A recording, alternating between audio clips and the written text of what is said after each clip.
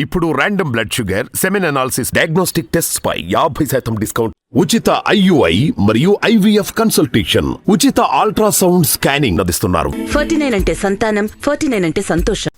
Okay, ఇప్పుడు Vizianagaram parliament పరిధిలో కనుక నియోజకవర్గాలు చూస్తే 7 నియోజకవర్గాల్లో 4 వైసీపీ పార్టీ, 1 తెలుగుదేశం జనసేన, మిగతా 2 పొత్తులో టైట్గా ఉంటాయని చెప్తున్నారు. టఫ్ ఫైట్ నడుస్తుంది.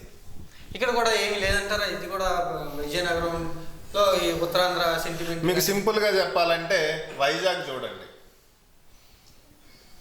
అరకు పార్లమెంట్ పక్కన పెట్టేద్దాం, విశాఖపట్నం చూడండి. విశాఖపట్నంలోనే కదా రాజధాని అనుకుంటుంది ఎక్కువగా ఉన్నటువంటిది. మరి అలాంటి విశాఖపట్నంలో పరిస్థితి ఏంటో చూడండి. ఉన్నటువంటి 7 స్థానాలలో 4 వైసీపీ పార్టీ చెప్తున్నారు, తెలుగుదేశం జనసేన పార్టీకి 2, 1 టైట్ ఫైట్ ఒకటి జరుగుతుందని చెప్తున్నారు.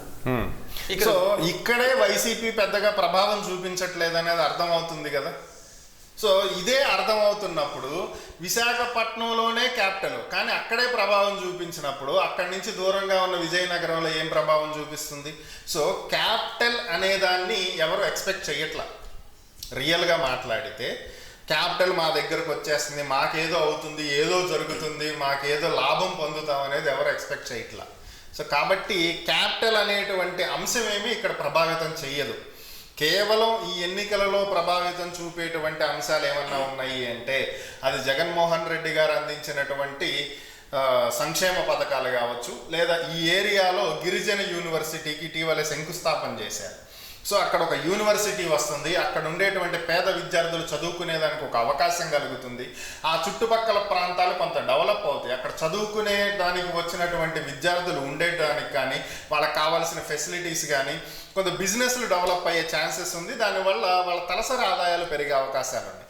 సో ఇవి కొంత డెవలప్మెంట్ యాక్టివిటీ కింద వాళ్ళు కన్సిడర్ చేయడానికి అవకాశం ఉంది. సో ఇవి ప్రభావితం చూపిస్తాయి.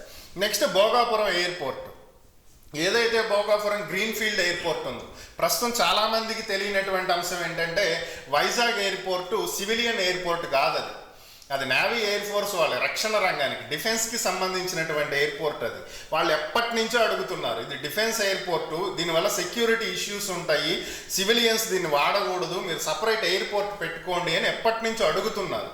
సో దానికే ఇటీవల జగన్ గారు భోగాపురం దగ్గర గ్రీన్ఫీల్డ్ ఎయిర్పోర్ట్కి శంకుస్థాపన చేశారు.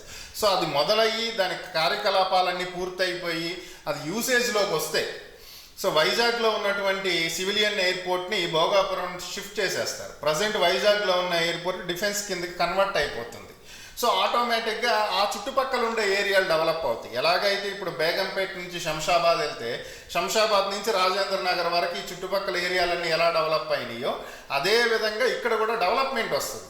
సో అలాంటివి ఏవైనా ప్రభావితం చూపే అంశాలు ఉంటాయి తప్ప కొత్తగా క్యాపిటల్ వచ్చి ఇక్కడ ఒరిగేదేం లేదు. మరి ఇట్లాంటి వ్యతిరేకతను జనసేన తెలుగుదేశం పార్టీలు ఎందుకని క్యాష్ చేసుకోలేకపోతున్నాయి? ఇక్కడ జనసేన తెలుగుదేశం క్యాష్ చేసుకుంటాం అనేటువంటి అంశాలు కనుక చూసుకున్నట్లయితే ఇక్కడ ఏమి వైసీపీ మీద వ్యతిరేకత ఏం లేదు. మీరు క్లియర్ కట్గా చూస్తే ఇక్కడ వైసీపీని వద్దు అనుకున్నట్టు ఎక్కడ కనిపించట్లా. మీకు చూస్తే 50-50 కనిపిస్తుంది. సో ఇక్కడ టీడీపీ జనసేనకు 1 సీటే వీళ్ళు ఇచ్చింది, మిగతా 2 కూడా టఫ్ ఫైట్ నడుస్తాయి అన్నారు. అంటే వాళ్ళైనా రావచ్చు, వీళ్ళైనా రావచ్చు.